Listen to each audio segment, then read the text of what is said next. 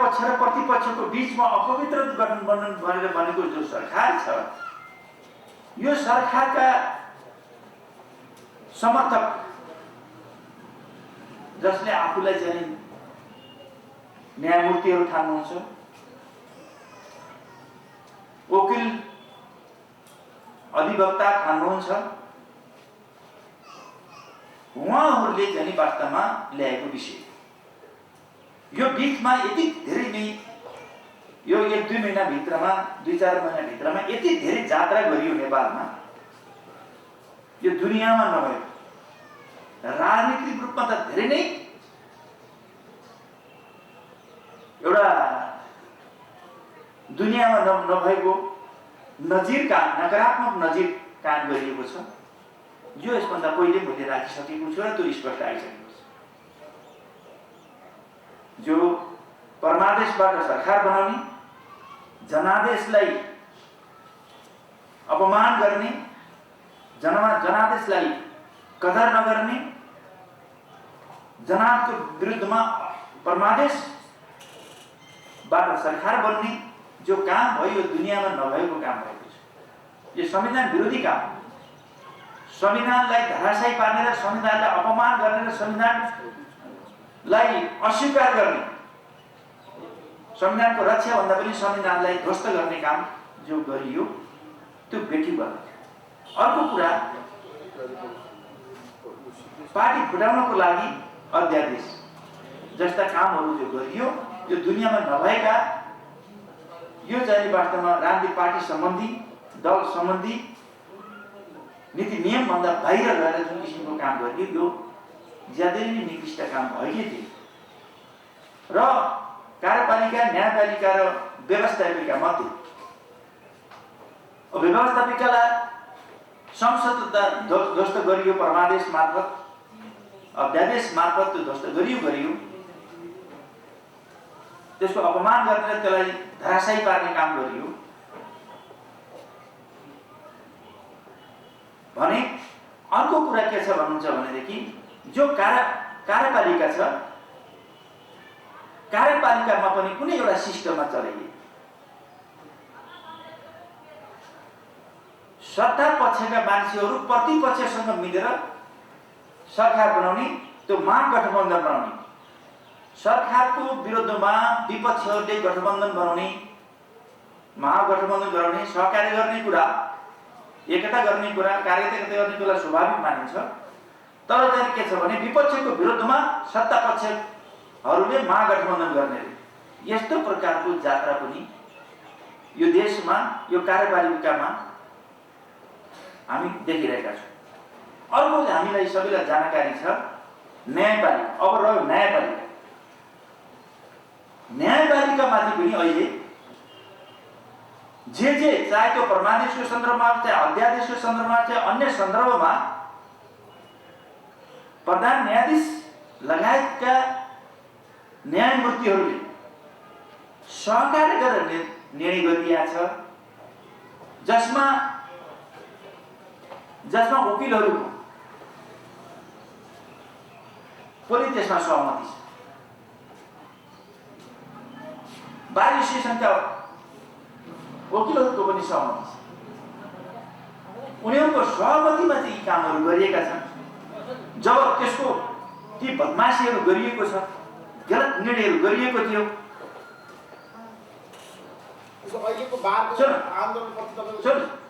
गरिएको थियो, अनि पछि प्रधान न्यायाधीशलाई त्यो अपराध अब नाङ्गिने, जनताबाट नाङ्गिने, मिडियाहरूले कुरा उठाइसकेपछि, जनताबाट अब नाङ्गिने भइसकेपछि अब दोषमाथि प्रधान न्यायाधीशलाई थुपारेर आफू पानीमाथिको ओभानो जो भन्न खोजिरहनु भएको छ, त्यसको वकालत चाहिँ बार एसोसिएसनका वकिलले गरिरहनु भएको छ। यो भन्दा चाहिँ बढी विचित्र या विडम्बना के मान्न सकिन्छ? हामी एउटा अनुशासित पार्टी हो, जनता समाजवादी पार्टी एउटा अत्यन्त अनुशासित पार्टी हो। सुरुदेखिको हाम्रो के छ भने नि, अदालतप्रति नेपाली जनताको अगाध आस्था छ। अदालतले कसैलाई तिमी हत्यारा हो, तिमीलाई फाँसी दिनुपर्छ भनेपछि पनि त्यसलाई स्वीकार हुने यो मुलुकमा, तिमीलाई आजन्म कैद दिनुपर्छ भनेर त्यो आजन्म कैद पनि स्वीकार्ने यो मुलुकमा अदालतप्रति कसैको अनास्था होला भन्नै सकिन्न। अदालतप्रति अगाध आस्था छ। अदालतको कुनै निर्णयका विरुद्ध जनता समाजवादी पार्टीको कुनै पनि कार्यकर्ताले बोल्दैन कि हाम्रो लागि प्रिय होस् अप्रिय होस्। तर हामी आफ्नो पार्टीको हित अहितलाई देखेर अथवा स्वार्थी मनचित्तले अदालतका कुनै निर्णयका विरुद्ध बोल्ने नै गरेका छैनौँ। तसर्थ पनि म फेरि दोहोऱ्याउँछु, अहिले चलिरहेको अदालतको चाहिँ आन्दोलन, यद्यपि जनता समाजवादी पार्टीको दुनियाँभरिमा चलेको कुनै पनि विधिको लागि चलेको आन्दोलन, तपाईँलाई के भन्छ भाषाको लागि चलेको आन्दोलन, समानताको लागि चलेको आन्दोलन, समाजवाद स्थापनाका लागि चलेको आन्दोलन, सबैप्रति हाम्रो सोलिडारिटी छ, यहीँ बसेर भए पनि ऐक्यबद्धता छ। तर अदालतमा जारी अहिले आन्दोलनको बारेमा हामी एकदम मौन छौँ र जानेर निर्णित रूपले नै मौन छौँ र भन्छौँ र हामी त्यसमा पढ्न चाहन्नौँ।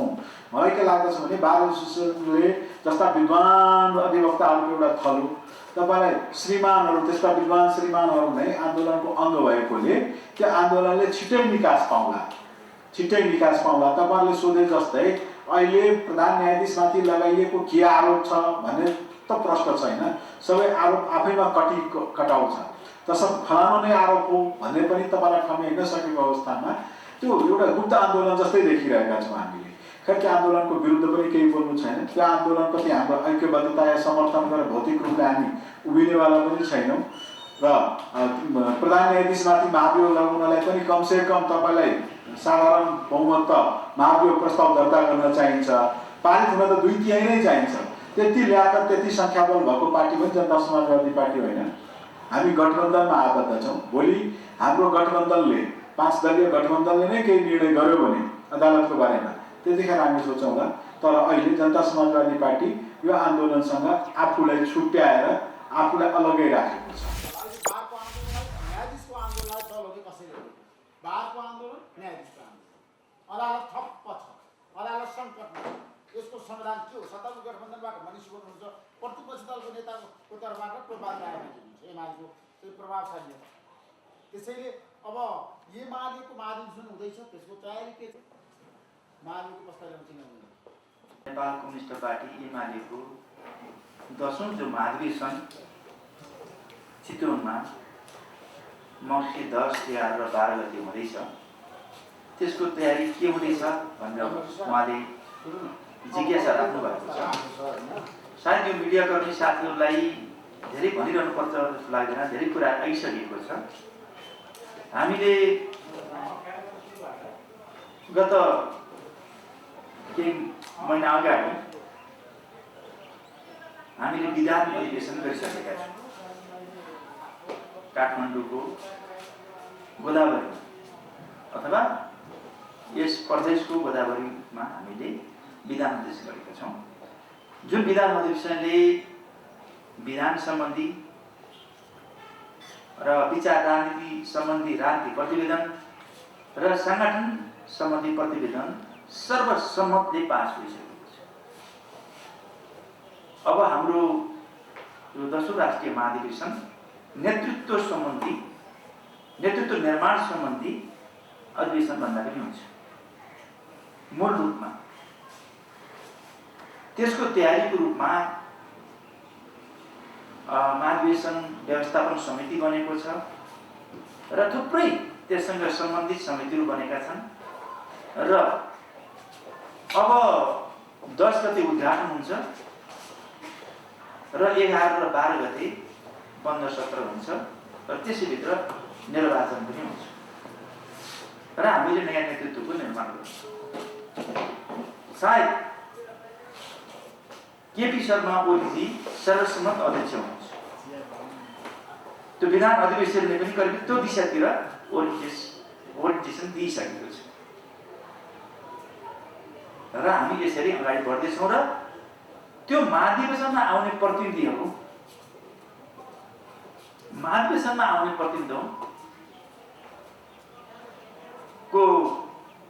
निर्वाचन मूल रूपमा आज सम्पन्न। केही एकाध जिल्लाहरू विशिष्ट कारणले रह्यो भने भिन्न कुरा हो, होइन भने एकै दिनमा देशव्यापी रूपमा करिबन 2000 प्रतिनिधिहरू निर्वाचन हुँदैछ। यस्तो गर्न सक्ने एकै दिनमा 2000 प्रतिनिधिहरू 77 जिल्ला जबर्स विभाग मोर्चा सबैतिरबाट प्रवासबाट युरोप अमेरिकातिरबाट सबैतिरबाट एकै दिन निर्वाचन गरेर प्रतिनिधि छान्न सक्ने हैसियत राख्ने पार्टी नेकपा एमाले मात्र, जुन पार्टीलाई हामीले भनेछौँ यो पार्टी एकताकै निरन्तरतामा छ भन्ने। र यसभन्दा पहिले हामीले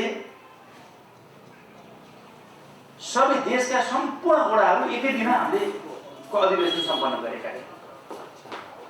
सम्पूर्ण पालिकाको अधिवेशन पनि एकै दिन गरिसकेका थियौँ।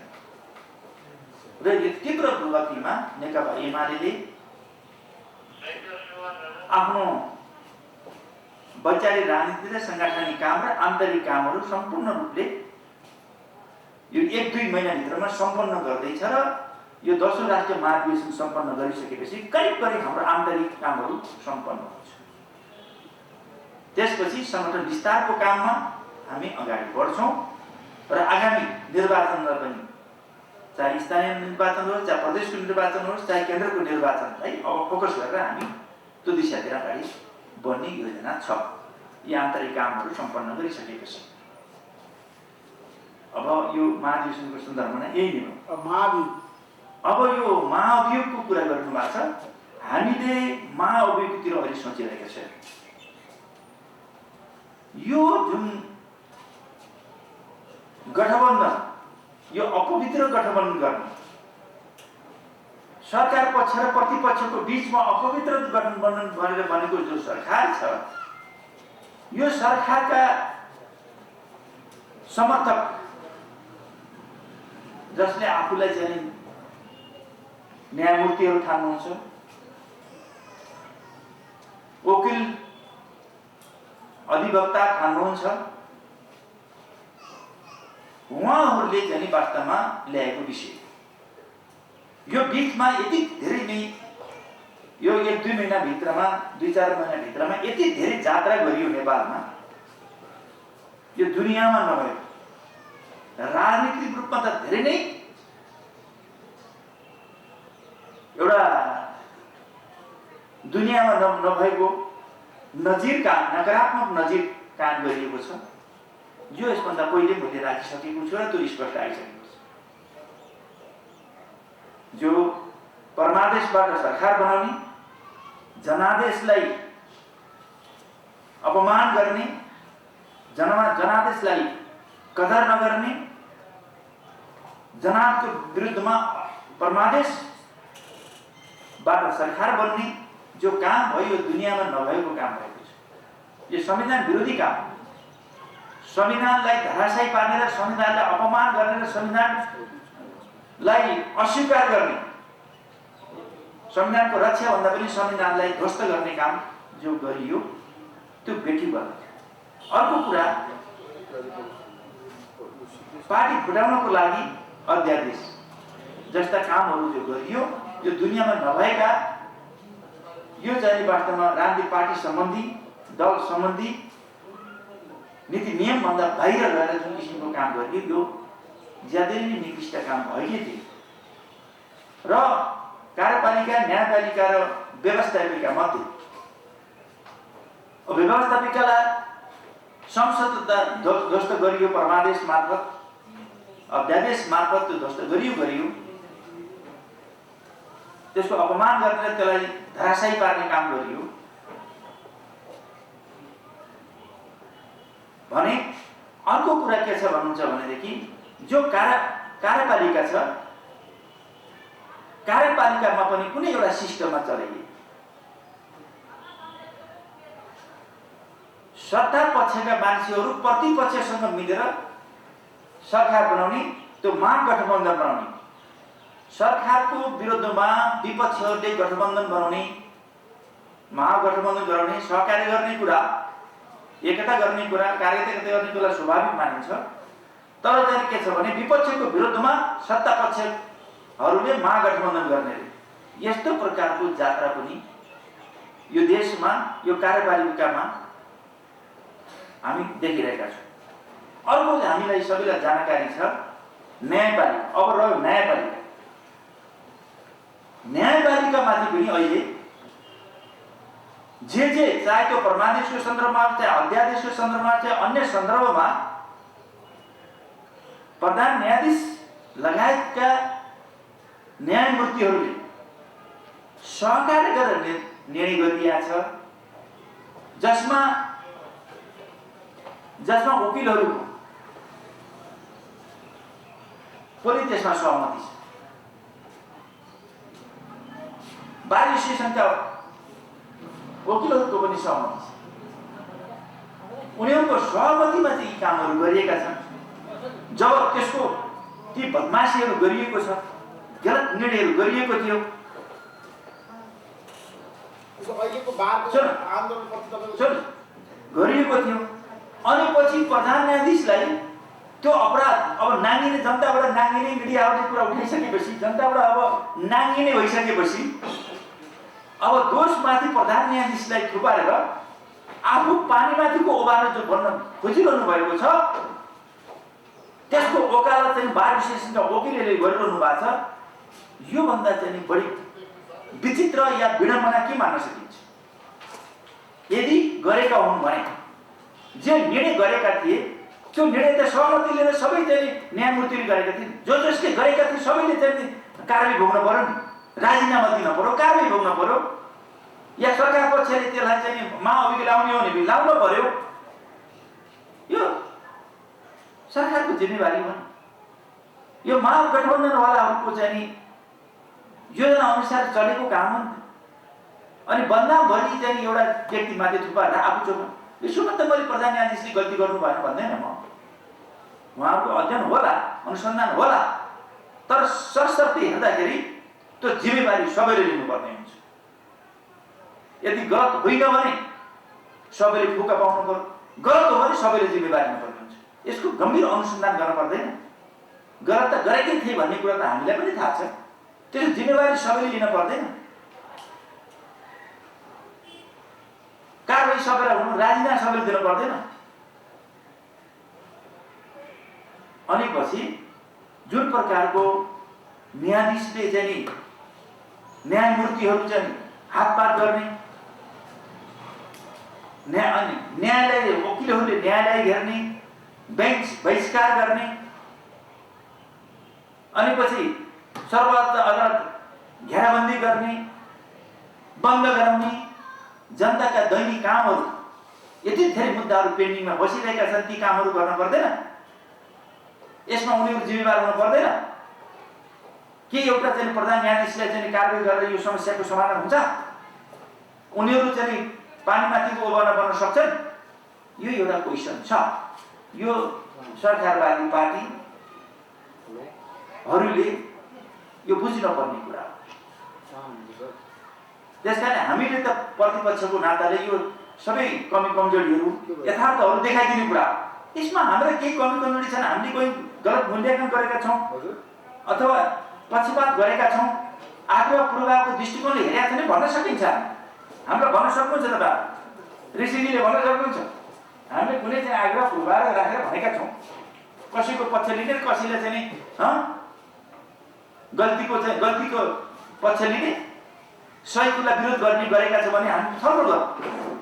यो यथार्थ हो कि यो नेपाली जनताले, नेपाली राष्ट्रले, मिडियाले, दुनियाँको जनसमुदायले यो नजिकबाट हेरेको छैन। यसको चाहिँ सही प्रकारको मूल्याङ्कन हुन पर्यो र गलतलाई गलत र सहीलाई सही भन्ने एउटा आँट हुन पर्यो। अनि चाहिँ गलतलाई ढाकछोप गर्ने कुराहरू गर्न भएन। अपराध आफूले गर्ने, अनि पछि कसैको टाउकोमा थुपारेर आफू चोखो भन्न सकिन्न। त्यो जसले गल्ती गरेका छन् त्यसले जिम्मेवारी लिनुपर्दछ। त्यसको गम्भीर छानबिन र अनुसन्धान हुनुपर्दछ। अरू के छ? त्यसबाहेक अहिले प्रधान न्यायाधीशलाई मात्रै सबै न्यायाधीशहरूलाई चाहिँ हटाउनुपर्छ, हटायो। अनि जो जसले त्यो चाहिँ कारबाहीमा, ती निर्णयहरूमा, गलत निर्णयहरूमा जो सहभागी छन्, जो दोषी छन्, सबैले त्यसको जिम्मेवारी लिनुपर्छ। कारबाहीको भागीदारी बन्नुपर्ने हुन्छ। गलत निर्णय भने चाहिँ कुन डिसिजनमा हुन्छ? गलत निर्णयमा सहभागी भनेर चाहिँ कुन अब यिनीहरूले उठाएको जे कारणले हो उनीहरूले चाहिँ उस प्रधान न्यायाधीशमाथि गलत भन्ने लगाएका छन् नि। सेटिङका कुरा अनेक कुराहरूदेखि लिएर है हाम्रो तर्फबाट त चाहिँ परमादेशदेखि लिएर अध्यादेशदेखि लिएर सारा गल्ती त गरेकै छ नि। हाम्रो त प्लस छ। उनीहरूले लाउने आरोप त चाहिँ त्यो सीमित मात्रै छ। त्यसमा त सबै मिलिजुली गरेका छन् नि। जो चिज बाहिर ओपन भयो अब बदनाम भइयो भनेर अब मेन प्रधान न्यायाधीशलाई दोष लगाएर आफू उभाल्नु पर्ने अथवा चाहिँ उनलाई चाहिँ एउटा दोष लगाएर फालिसकेपछि आफ्नो पालो प्रधानै बन्ने पर्ने। त्यो महत्त्वकांक्षाले कामहरूको भनेको त दुनियाँले तपाईँले बुझिरहनु मिडियाले खालि बुझ्नु जस्तो लाग्छ मलाई। यसलाई मैले तपाईँले बुझ्नु भएको छैन भन्नु मेरो धारणा राखेँ। अब तपाईँले यो कुरा त छमछम्ती छ नि त। यसमा कुनै लुकाइरहनु पर्ने कुरा त छैन। त्यसमा ठ्याक्कै अर्को कुरा एमसीसी पारित गर्नुपर्छ होइन नेपालले तयार छ नि। यो त सरकारको बिजनेसको कुरा हो। मैले त पहिले भनिसकेका थिएँ कि एमसीसी कयौं राष्ट्रहित विरोधी जो प्रावधानलाई हामीले हटाएर कि चाहिँ यसलाई चाहिँ देशको हित अनुकूल बनाएर यसलाई पास गर्न पर्यो या यसलाई खारिज गर्न पर्यो। यसमा झुन्डिएर बस्नु भएन। यस अनिर्णयको बन्दी हुनु नभन्ने आएको थियो। यसो भन्दाखेरि टोपबहादुर रायमाझीले एमसीसी पास गर्नुपर्छ भन भने त्यो होइन। मैले हो पास गर्ने भनेकै थिएँ। त्यो मेरो व्यक्तिगत कुरा। तर कुरो के छ भन्नुहुन्छ भने अब सरकार यसमा अल्बलिएर बसिरहेछ। त्यो झुन्डिएर बसिरहेछ। सरकारले ल्याउनु पर्यो नि बिजनेस। यो के गर्ने भन्ने कुरा हामीले त आफ्नो धारणा राखेका छौँ। सरकारले यसलाई विषयवस्तु अगाडि सार्यो भने हामीले कसरी सार्छ, यसलाई हुबहु पास गर्ने भन्छ कि अथवा यसलाई चाहिँ परिमार्जित गरेर पास गर्ने भन्छ कि अथवा पास नगर्ने भन्छ कि सरकारले पहिला ल्याउनु पर्ने आफ्नो धारणा। अहिले त हामीले आफ्नो धारणा ल्याएर पास गर्ने स्थितिमा छैनौँ। हामी त प्रतिपक्ष छौँ। त्यसै कारण यो कुरा त स्पष्टै छ। यसमा त पहिले पनि भनिदिइरहेको छ।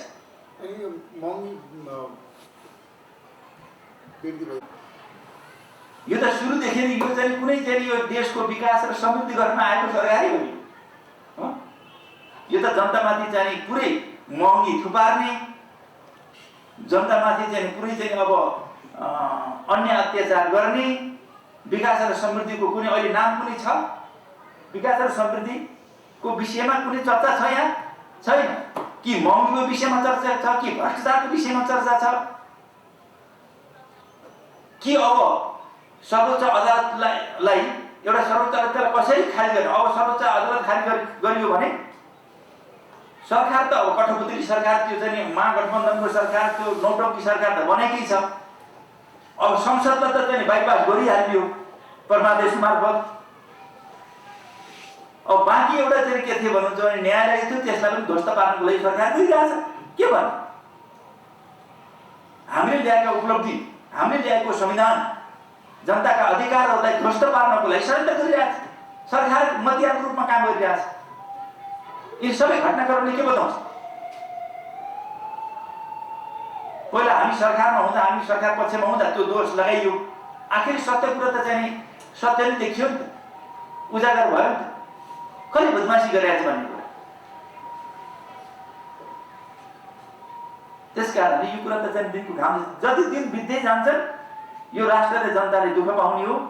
हामीलाई चाहिँ के छ भने हाम्रो संविधानलाई धराशायी पार्ने, अहिले त के छ भने यो व्यवस्थाको रक्षा, संविधानको रक्षा, सिस्टमको रक्षाको जरुरी भइसक्यो।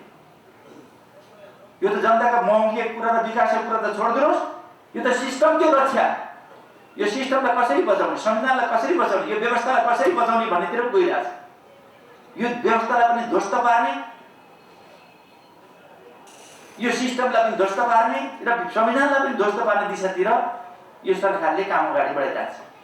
त्यसको विपक्षमा हामी उभिनु पर्दछ र हामीले संविधानको रक्षा, यो व्यवस्थाको रक्षा, यो सिस्टमको रक्षा, सँगसँगै विकास र समृद्धिको महान अभियानलाई अगाडि बढाउने र हाम्रो देशलाई गरिबी हटाउने र रोजगारी सिर्जना गर्ने सँगसँगै हामीले चाहिँ के छ भन्छ भने समाजवादमा पुग्ने यो महान अभियानमा जुट्न पर्ने आजको अवस्था यो बहस सुरु गर्नुपर्ने हुन्छ। यो जुन तरिकाले गइरहेछ यो भद्रगोल यो सिस्टमलाई नै कोल्याप्स पार्ने तरिकाले गइरहेछ यसको विरुद्धमा नेपाली जनतालाई अलिक राम्रोसित बुझाउने र त्यसको विरुद्धमा एकजुट हुने आजको आवश्यकता। हामी त्यही दिशातिर लागेका छौँ। अहिले पार्टीको आन्तरिक काममा छौँ। हामी आन्तरिक कामहरू पुरा गरिसकेपछि हामीले साङ्गठनिक वैचारिक राजनीतिक साङ्गठनिक काम पुरा गरिसकेपछि हामीले यी सबै विषयवस्तुलाई अगाडि उठाएर यी चाहिँ जनविरोधी विकास विरोधी यो संविधान विरोधी व्यवस्था विरोधी सबै महागठबन्धनका यी मतियारहरूलाई नेपाली जनताले साइड लगाउँछन् भन्ने